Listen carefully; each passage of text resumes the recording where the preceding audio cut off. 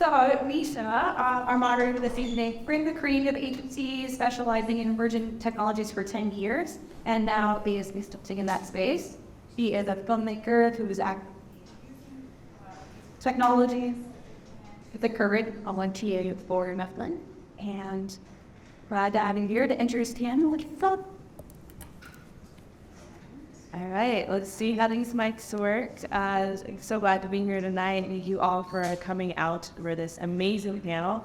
I'm going to use the SparkNotes versions of the intros for all of these amazing panelists, but you can check out on our website too their full bios because they are very impressive.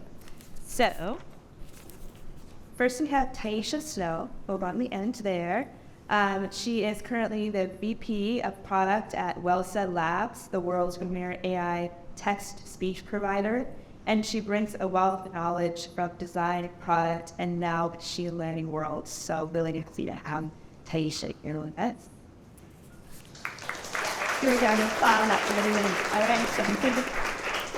Up next on my list, but not in this order here, is Alan Ivers.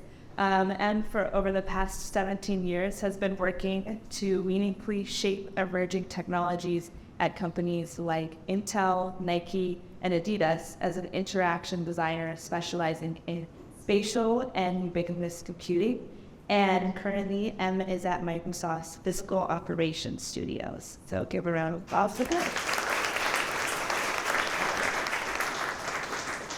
All right, up next is Jim Oh man, she's all the thank you.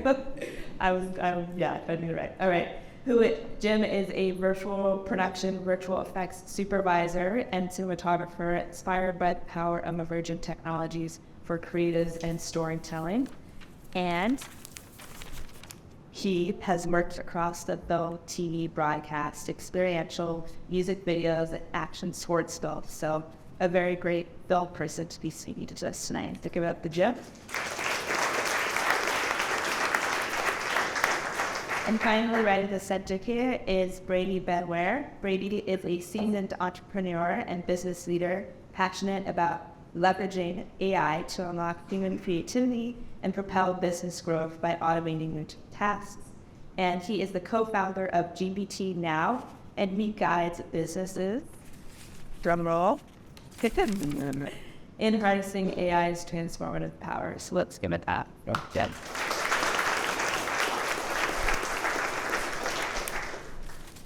All right, now that we got the intros done, first off, I would love to hear from each one of you briefly about your pathway into working with AI technologies, and then also what you think one of the most important things that creators should be thinking about right now as they are navigating and investigating the AI advancements that are happening. So I'll start this time. Okay. Hi everyone, I'm Adeline. Right into the mic. No. Is it working? It's kind of a new job. Well, I'm Em. I work for Microsoft. I'm a principal designer. Something else? Yeah. It's like you have to move a certain distance. And then, technology so close. Yeah, I don't think that's it. I think it's just helping it out wireless. Maybe we'll try that. Yeah, it's all good reading. That's where? Oh, now. Oh, no, predictability. Technology, everyone. You should trust it with your lives.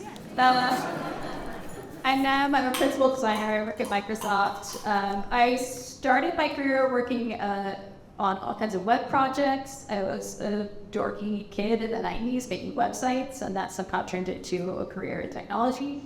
But I am a designer. I went to art school. I don't know how to code anything. I could sound smart on some subjects, but don't trust my engineering advice. So I worked mostly on innovation projects, did most of my career. So everything from wearables and IoT to VR and mixed reality to computer vision and sensor networks and all kinds of things. That led me about 4 years ago to start working on conversational AI, which is a lot of natural language processing, and that of course has kind of blown up in the last couple of years. So that's mostly what I work on these days at Microsoft. and trying to turn that into experiences that are meaningful and ethical for everyday people.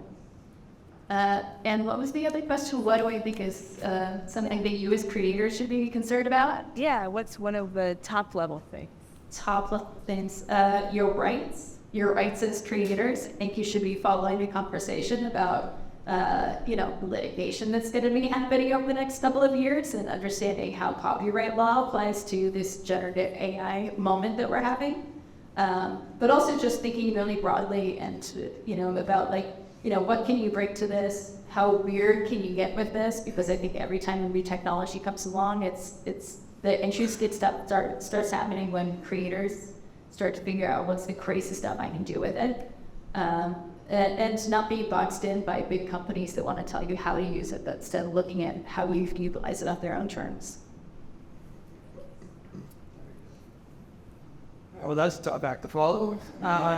So my name's Brady. I spent about 20 years in the semiconductor industry, where that's really where my first exposure was to AI and machine learning. Of course, that was the old school AI and machine learning, and it's very different now. I kind of went up through the ranks, became an executive over at Mentor Graphics out in Wilsonville, and served a lot of the companies that M has worked for in the past. But kind of got tired of